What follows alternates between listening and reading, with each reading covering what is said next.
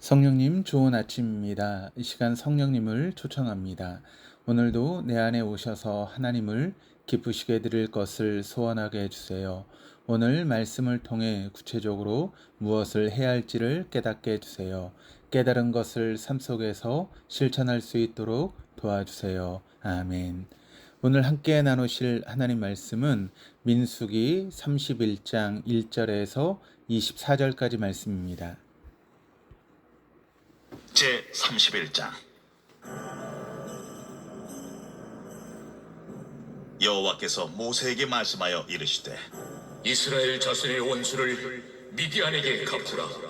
그 후에 내가 내 조상에게로 돌아가리라. 모세가 백성에게 말하여 이르되 너와 함께 있는 사람들 가운데서 전쟁에 나갈 사람들을 무장시키고 미디안을 치러 보내어 여호와의 원수를 갚되 이스라엘 모든 지파에게 각 지파에서 1000명씩을 전쟁에 보낼지니라. 하매 각 지파에서 1000명씩 이스라엘 100만 명 중에서 12000명을 택하여 무장을 시킨지라. 모세가 각 지파에 1000명씩 싸움에 보내되 제사장 엘르아살의 아들 비느하스에게 성소의 기구와 신호나팔을 들려서 그들과 함께 전쟁에 보내매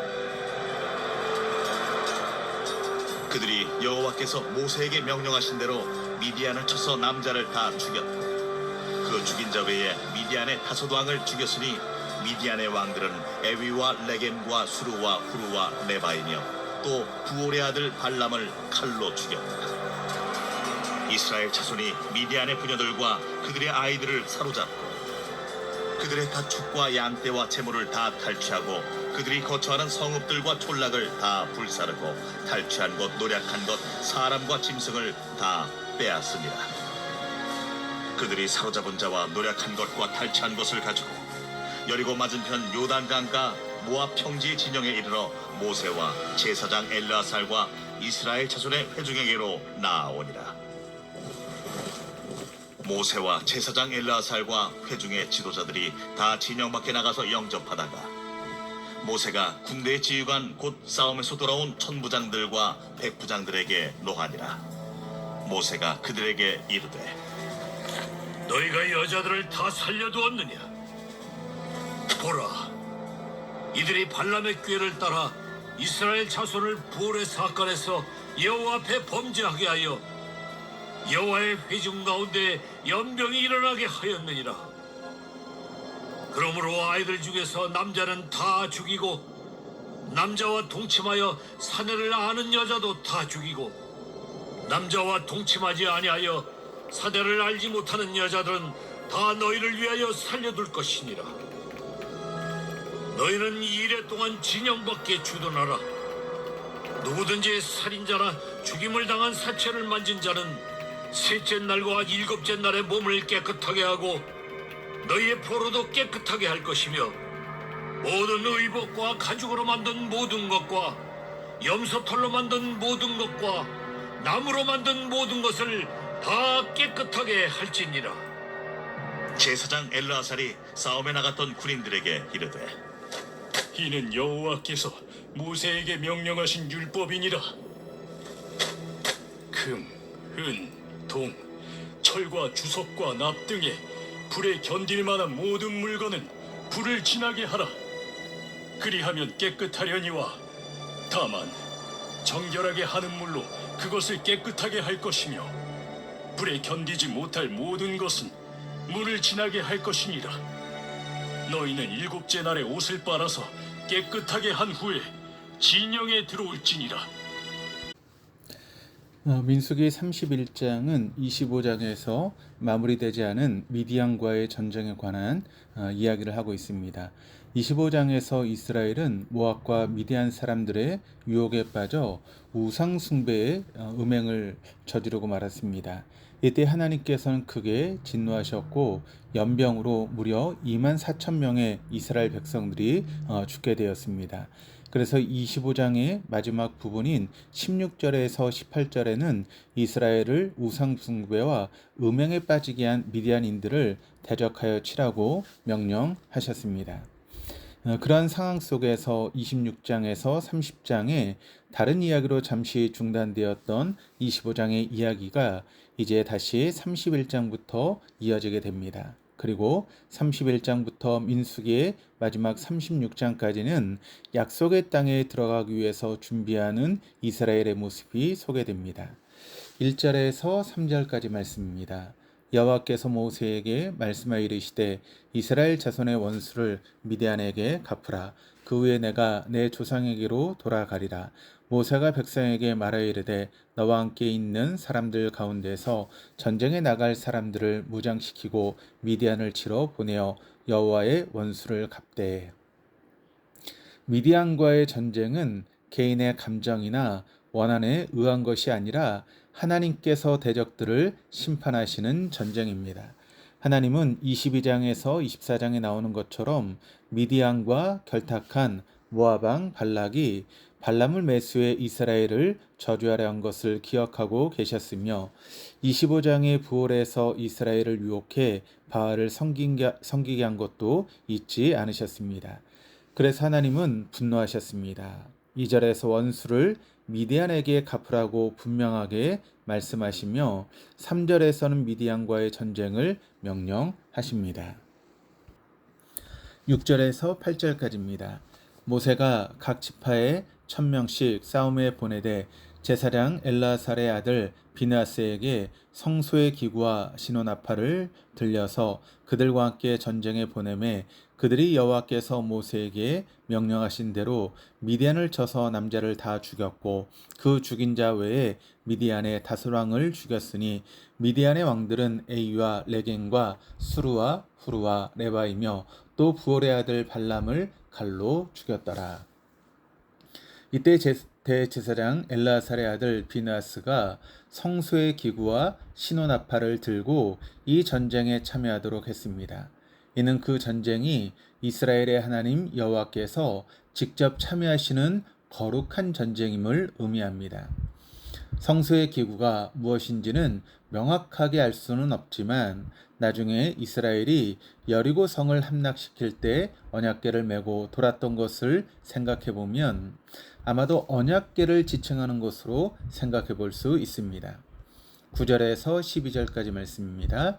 이스라엘 자손이 미디안의 부녀들과 그들의 아이들을 사로잡고 그들의 가축과 양떼와 재물을 다 탈취하고 그들이 거처하는 성읍들과 촌락을 다 불사르고 탈취한 것, 노력한 것, 사람과 짐승을 다 빼앗으니라. 그들이 사로잡은 자와 노력한 것과 탈취한 것을 가지고 여리고 맞은편 요단 강가 모압 평지의 진영에 이르러 모세와 제사장 엘라살과 이스라엘 자손의 회중에게로 나아오니라. 이스라엘은 미디안의 모든 진지를 철저하게 파괴했습니다. 부녀들과 아이들을 사로잡았고 그들의 모든 소유, 즉 가축과 양떼, 재물을 탈취했습니다.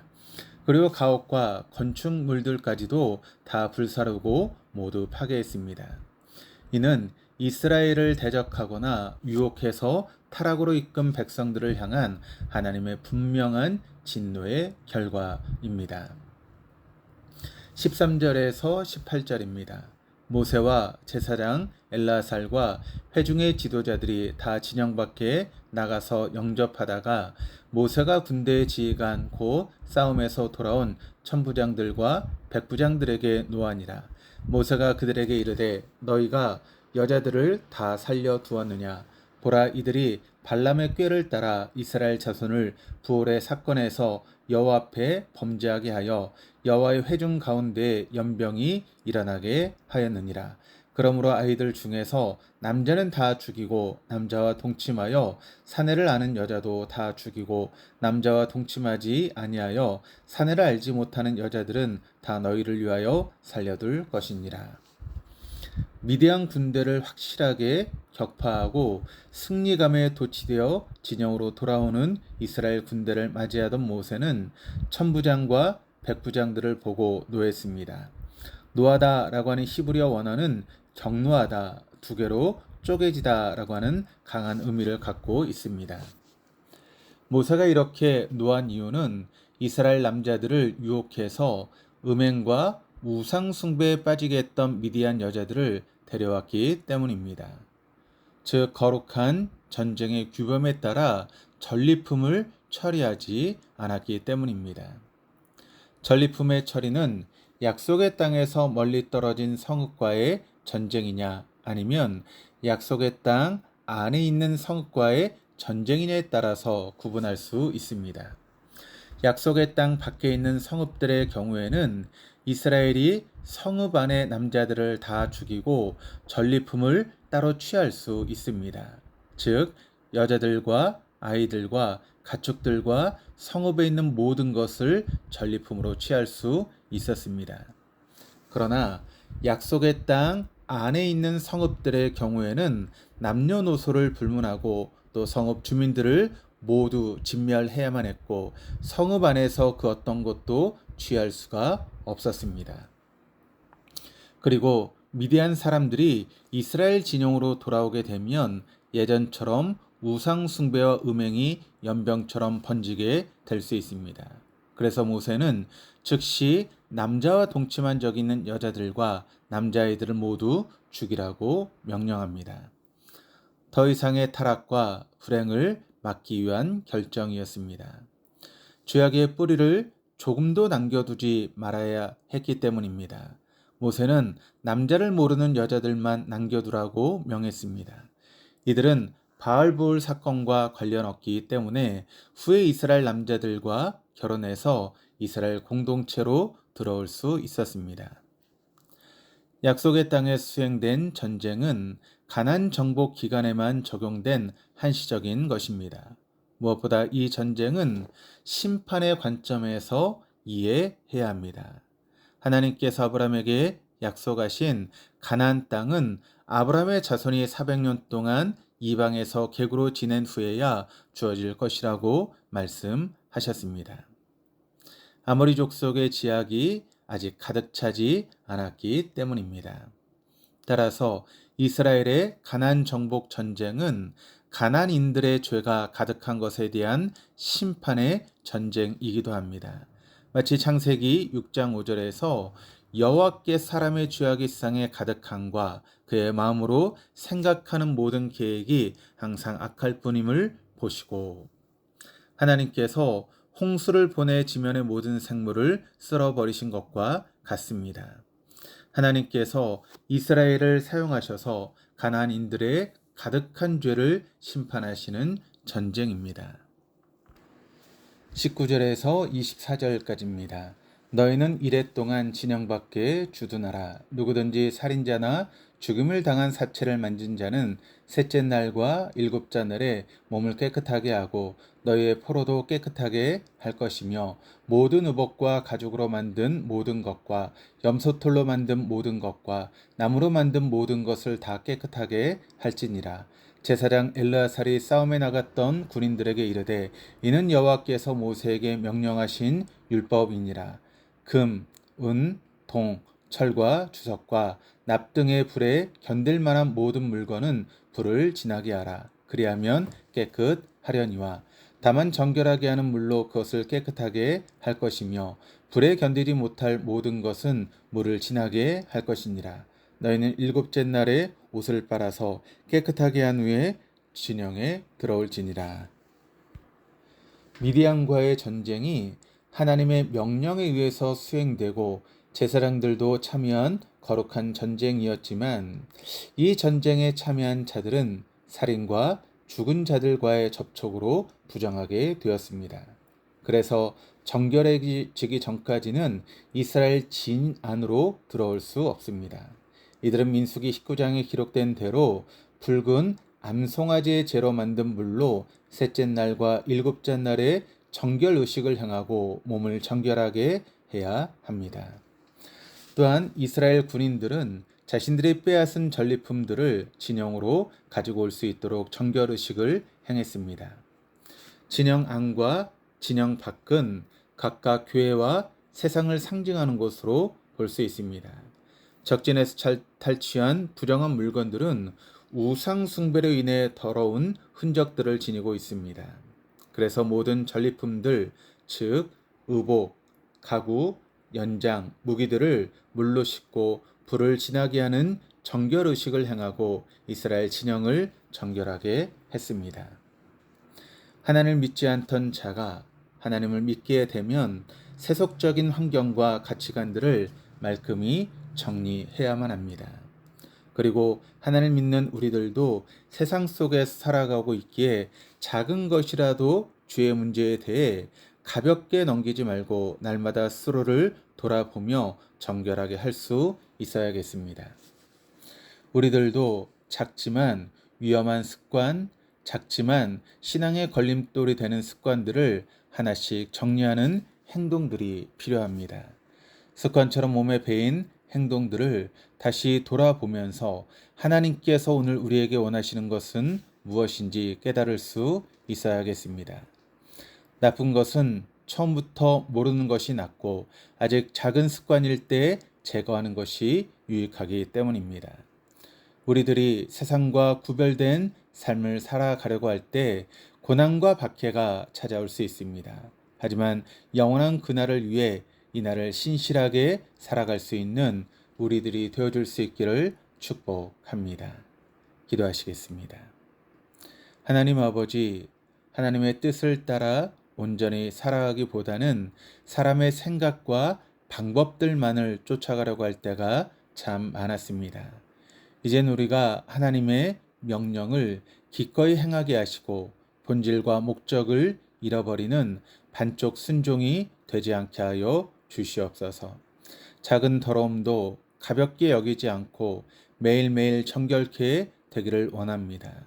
영원한 그날을 위해 이 날을 신실하게 살아갈 수 있는 우리들이 되게 하여 주시옵소서. 감사드리며 예수 그리스도 이름으로 기도드립니다. 아멘.